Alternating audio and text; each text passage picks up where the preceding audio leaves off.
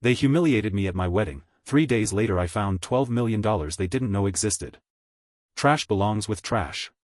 My mother announced it into the microphone, lifting the thin, yellowed savings book that my grandmother had slipped into my palm only minutes before. She didn't hesitate. She didn't joke. She dropped it straight into a silver bucket filled with melting ice and champagne. Laughter rolled through the reception hall like thunder.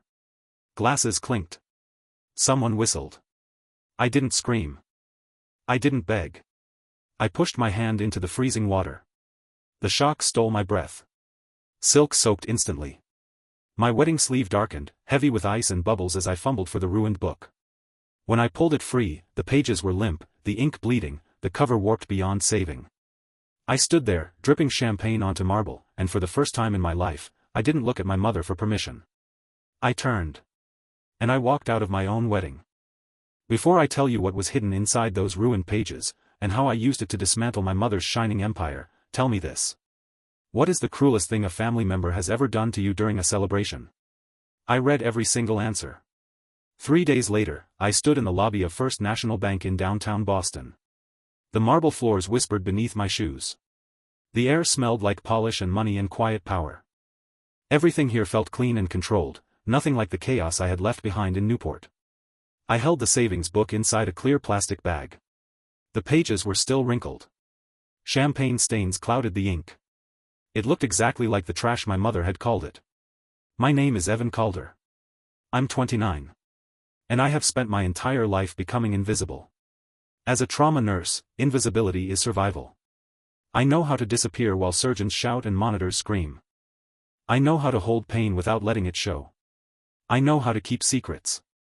But standing at that counter in my thrift store coat, waiting for the young teller to finish typing, I felt every pair of eyes on me. I need to check the balance, I said quietly, sliding the bag across the polished surface. It was a gift. The teller was barely 20. She lifted the bag with 2 careful fingers, her mouth tightening at the stains. She typed the account number. Paused. Typed again. Her fingers stopped moving. She leaned closer to the screen. And all the color drained from her face. Sir, she whispered, voice shaking, please, wait here. Do not leave. She didn't press an alarm. She didn't call security. But she stood up so fast her chair fell backward. Within seconds, a branch manager appeared. Then a man in a tailored charcoal suit, the regional director. They didn't look at my coat. They looked at me like someone they had been expecting for years. Mr. Calder, the director said softly, guiding me toward a heavy steel door. Please come with us. This account has been unclaimed for a very long time. The room behind the vault smelled of dust and old paper. As they retrieved the file, I sat alone in a leather chair and closed my eyes. And suddenly, I was 12 again. Kneeling on the hardwood floor of my mother's study. She sat in her armchair, swirling amber liquid in a crystal glass, watching me scrub the spill she had made on purpose. The rule in that house was simple. Boys cleaned. Girls conquered. My cousin sprawled on the sofa laughing at a game, muddy shoes on the table I had just polished. You missed a spot, Evan, my mother said calmly. She never raised her voice. Cruelty, to her, was a performance. When my grandmother tried to help me stand, my mother's tone turned sharp. Touch that rag and I'll send you to a state facility before dinner. I scrubbed until my hands bled. Because I believed endurance was the only thing I was good for. The vault door clanged shut. I opened my eyes. I wasn't that child anymore. The director placed a thick folder in front of me. Your grandmother didn't open a normal savings account, he said. In 1981, she created a Totten Trust. Early investments. Apple. Microsoft. All dividends reinvested. Untouched for 4 decades. He turned the page. The current value legally payable to you is $12,400,000. The number sat there, calm and merciless. $12,400,000, I thought about the champagne bucket. About my mother laughing into the microphone. About $12 million slipping through her fingers because she was too proud to look inside a book. Is anyone else listed? I asked. No, sir. Only you. I touched the warped cover through the plastic. It wasn't money. It was a key. And for the first time in my life, I knew exactly which door I wanted to open. Luke didn't look up when I walked into our apartment. He sat at the kitchen island surrounded by printed spreadsheets, legal pads, and two open laptops humming softly. The air felt tight, as if something invisible were already breaking. Luke isn't just an analyst. He is a forensic architect of secrets. He finds patterns where others see chaos.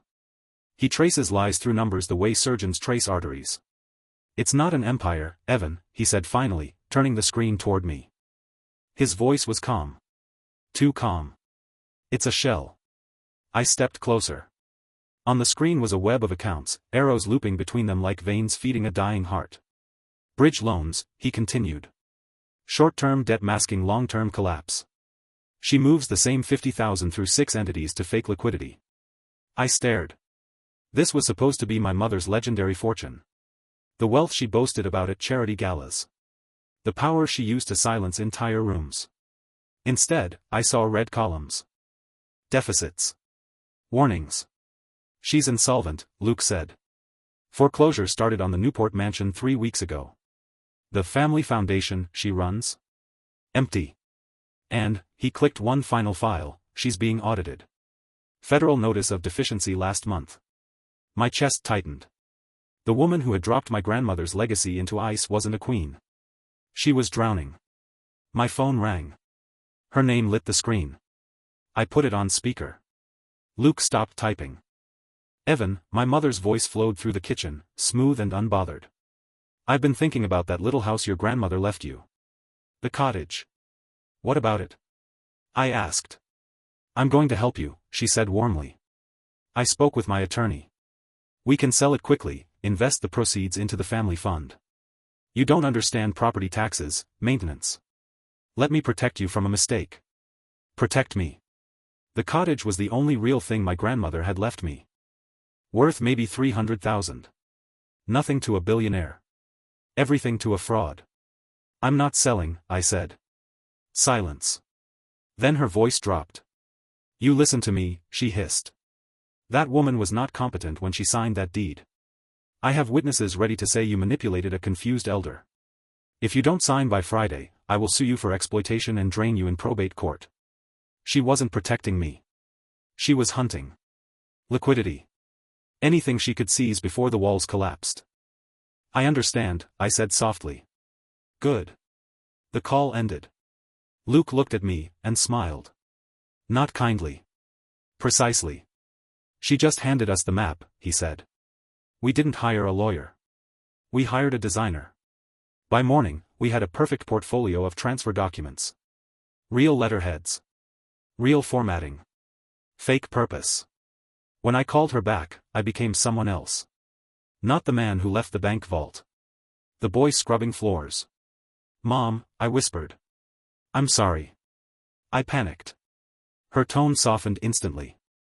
It's all right, sweetheart. It's not just the cottage, I continued. The savings book, it wasn't empty. Silence.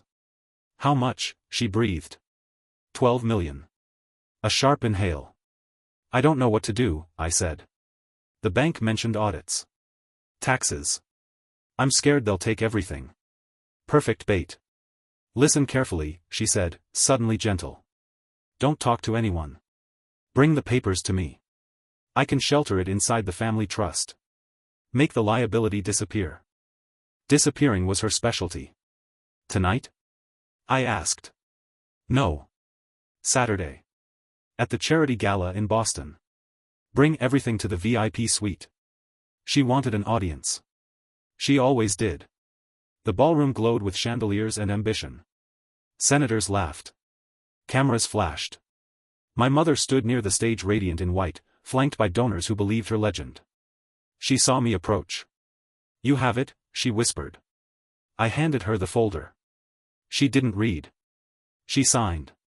Every line. Every trap. Then she walked on stage. Tonight, she announced proudly, the Calder Foundation begins a historic expansion. $12 million invested in this city's future. My phone buzzed. IRS confirmation received. The screen behind her flickered. The foundation logo vanished. Replaced by a red seal. Federal asset seizure in progress. Silence swallowed the room. Agents moved in. Handcuffs clicked. She turned to me. You did this. Yes, I said. 3 weeks later, the ocean smelled like salt and coffee. I sat on the porch of my cottage. Mine. Luke beside me. The trust transferred. Her empire gone.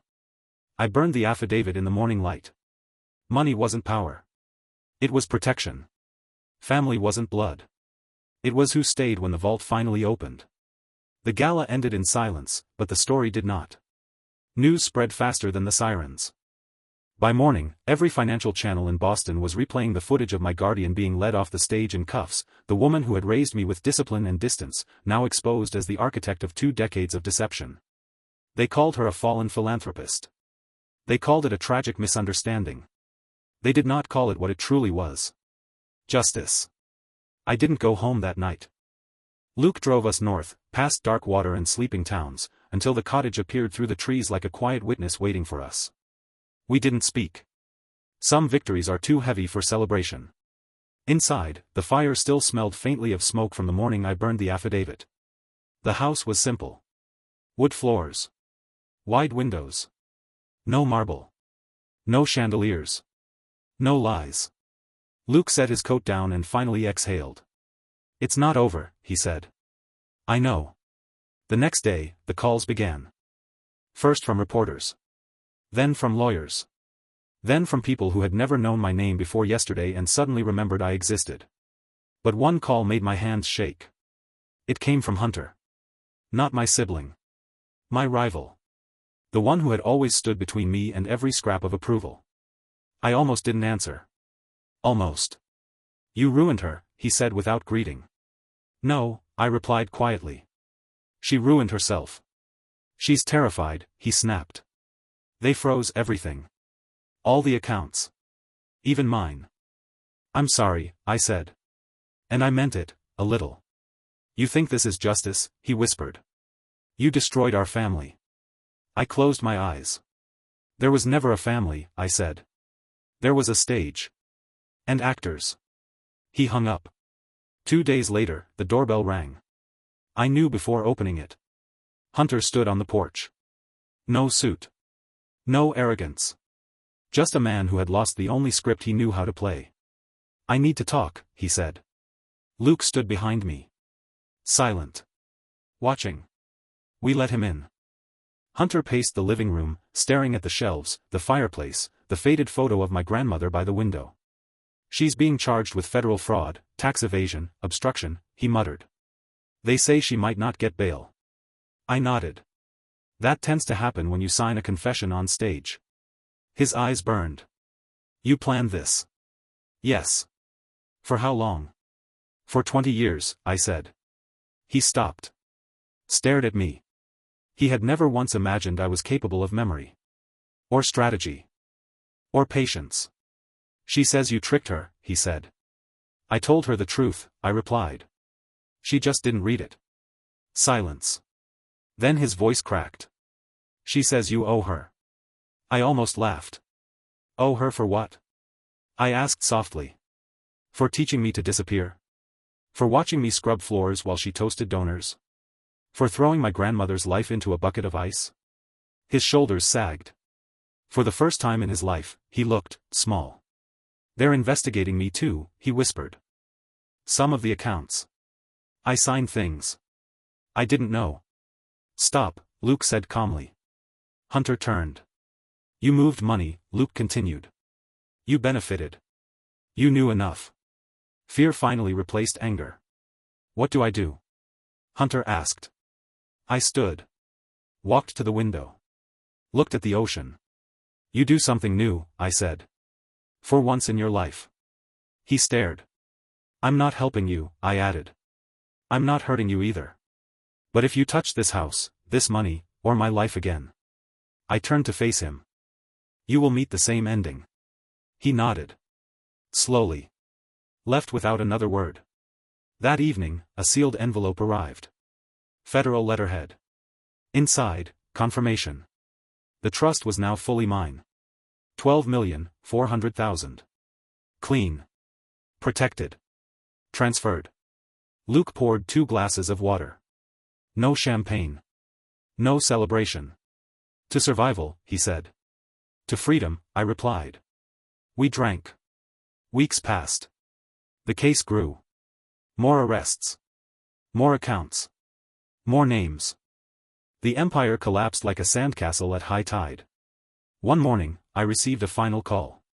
From her attorney. She would like to see you. I said no. Twice. On the third call, I said yes. Not for her. For me.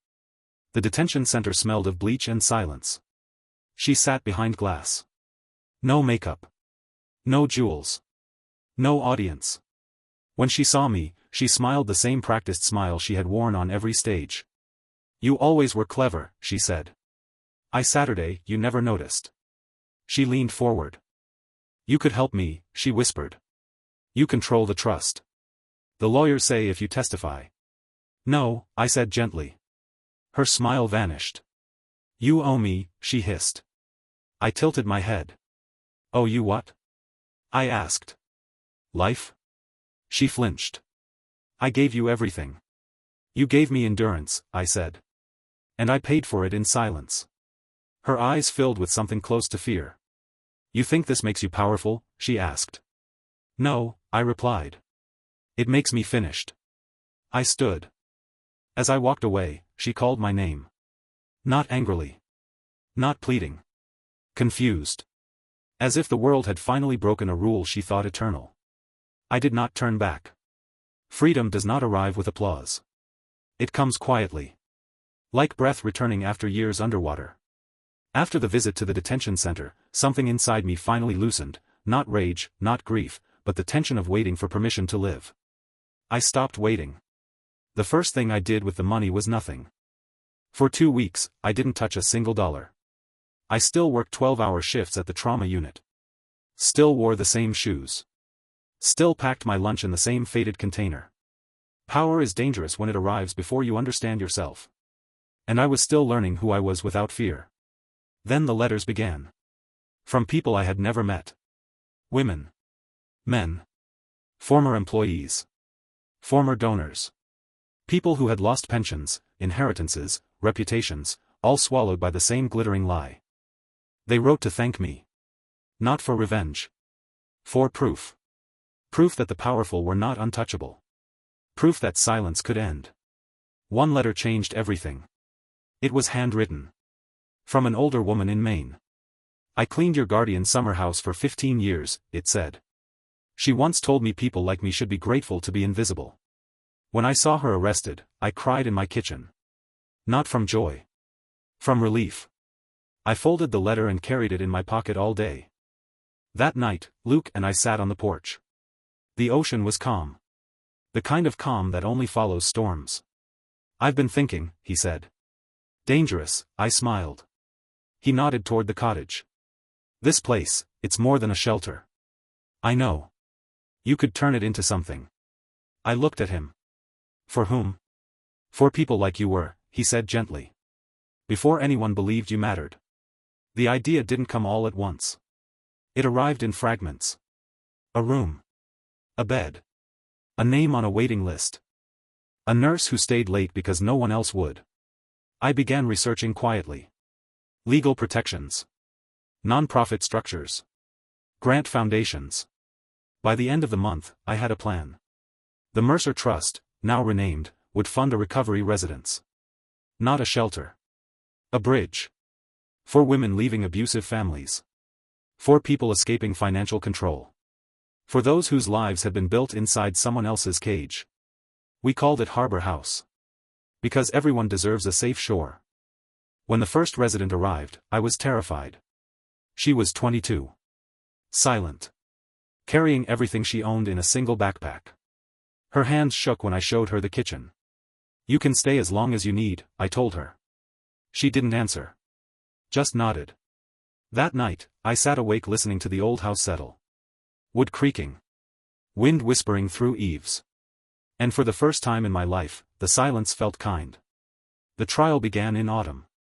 I did not attend. Luke did.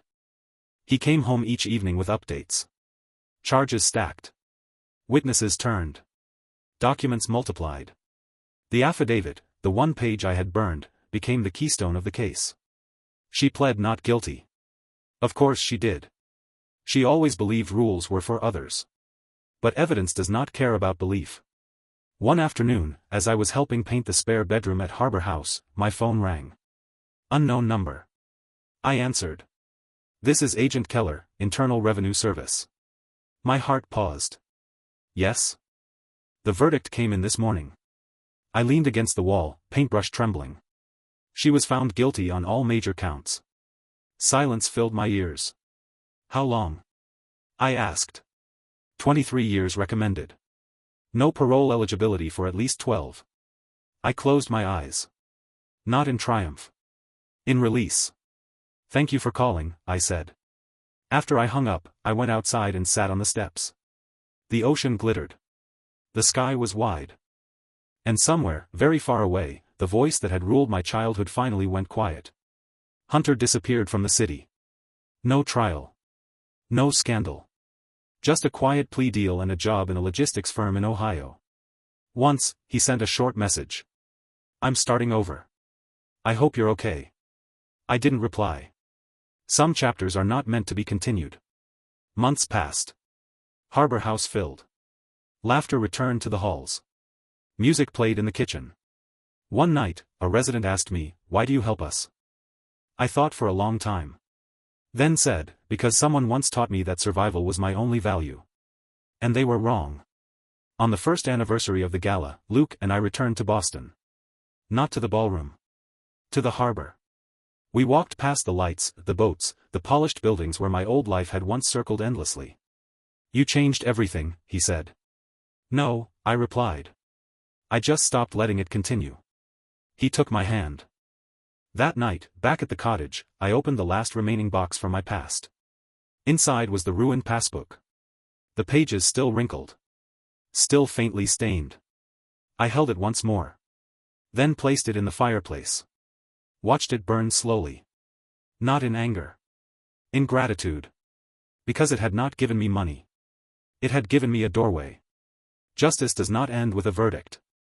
It only changes shape. After the sentence was announced, reporters tried to find me. They called the hospital. They waited outside the cottage. They wrote emails that began with phrases like hero and avenger. I answered none of them. Because I was not a symbol. I was a woman who still woke at night when doors slammed. I was a nurse who still flinched when someone raised their voice.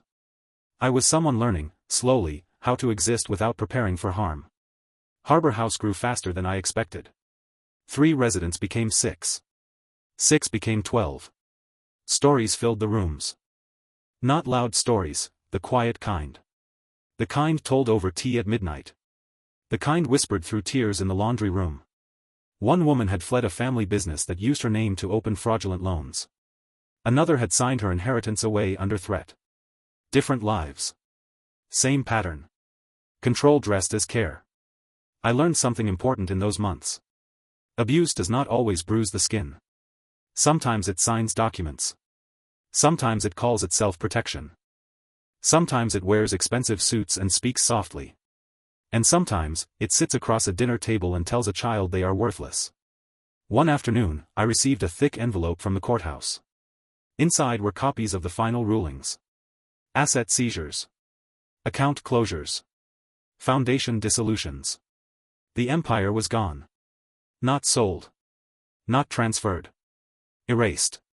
The mansion in Newport would become a state-owned rehabilitation center. The offshore accounts were emptied and returned to the public treasury. Even the charity gala fund was redirected, now financing legal aid for financial abuse victims. I read each page slowly. Not with satisfaction. With disbelief. So much destruction, undone with ink and patience. Luke watched me from the doorway. "You okay?" he asked. "I think so." He hesitated. "There's one more thing." He handed me a small folded document. Probate court notice. A sealed inheritance clarification. I scanned it. Then laughed, a short, startled sound. "What?" he asked. "They left me something." "Who?" "Both of them." Apparently, when the estate collapsed, 2 personal accounts remained untouched. Small. Almost forgotten. Together, they totaled less than $8,000. The final, ironic gift. Money that had never been used to hurt anyone. Money no one had bothered to steal. I stared at the number. Then shook my head. Donate it, I said. To Harbor House? No, I said quietly. To the Scholarship Fund for First-Generation Nurses. Luke smiled. Of course. The trial transcripts were released that winter.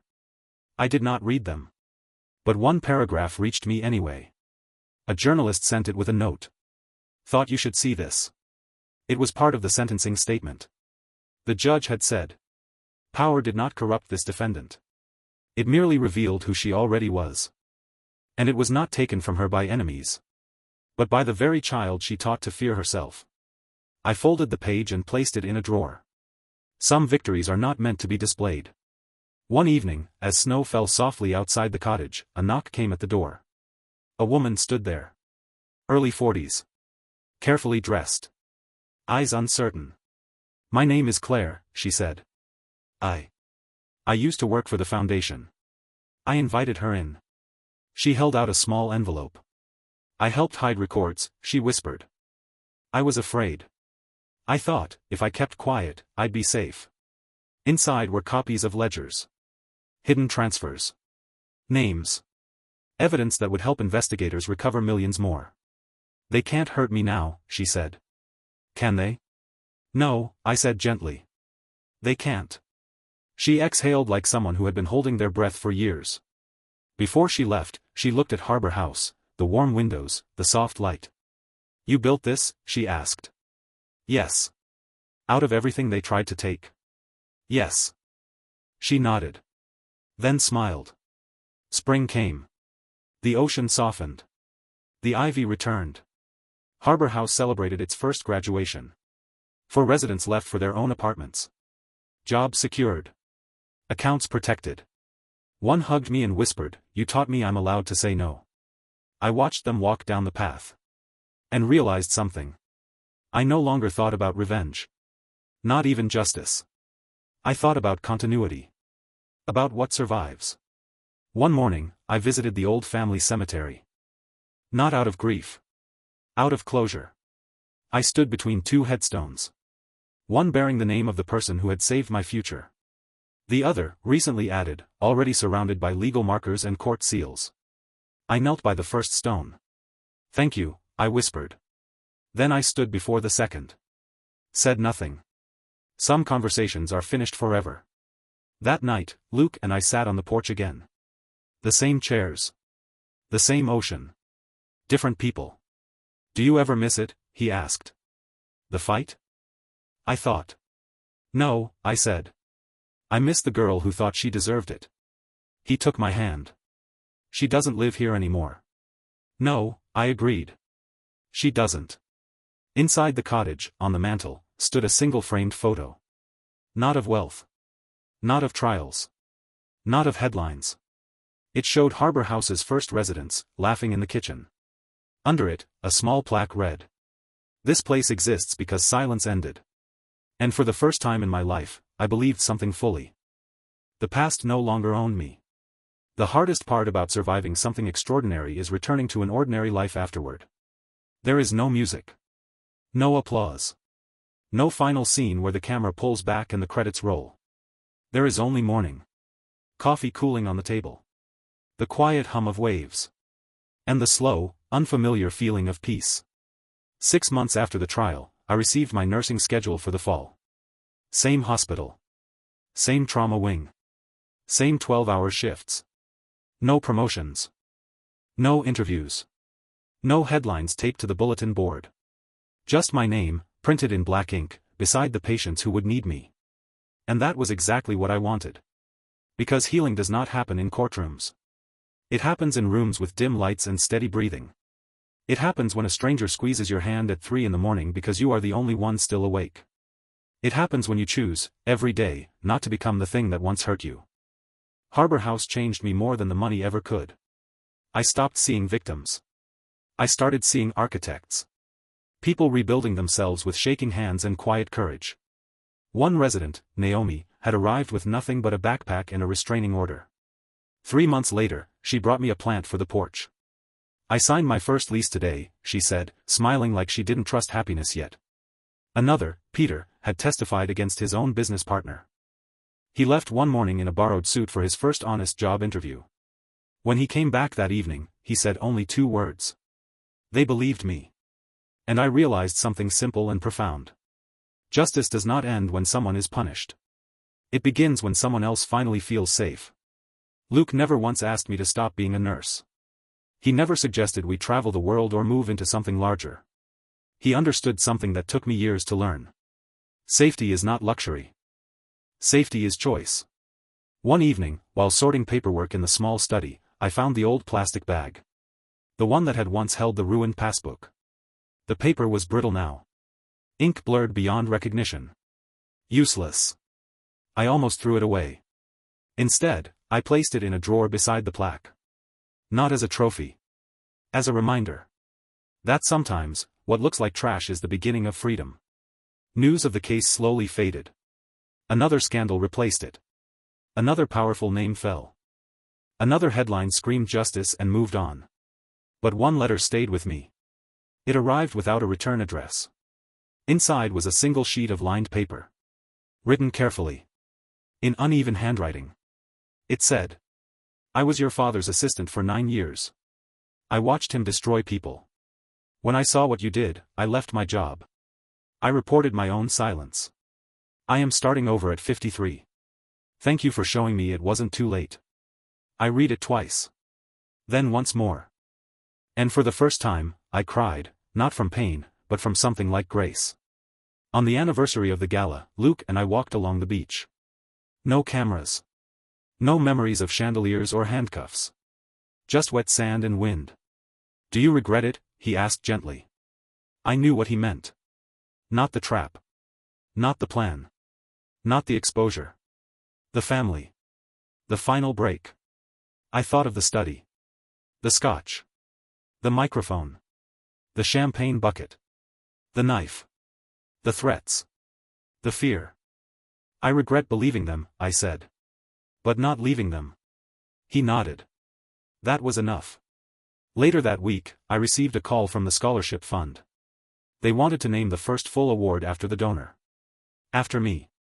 I declined. Instead, I asked them to name it after my grandfather.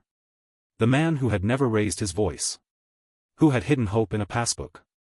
Who had trusted a quiet child with a future. They agreed. On the morning the plaque was installed at Harbor House, I stood alone on the porch. It was small. Bronze. Simple. It read. Samuel Hale Scholarship Residence. For those who start again. No last names. No legacy. Just beginning. Sometimes, in rare moments, I still imagine another life. One where the microphone never rose. Where the bucket never tipped. Where cruelty never learned how to perform. But then I look around. At the cottage. At Luke making coffee. At the calendar full of ordinary shifts.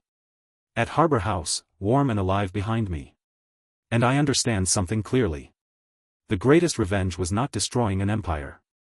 It was building a life they could never control. The ocean keeps moving. The ivy keeps growing. New stories arrive at the door. And every night, before I sleep, I whisper one sentence into the dark. Not to them. Not to the past. To myself. I am safe now. And for the first time in my life. It is true.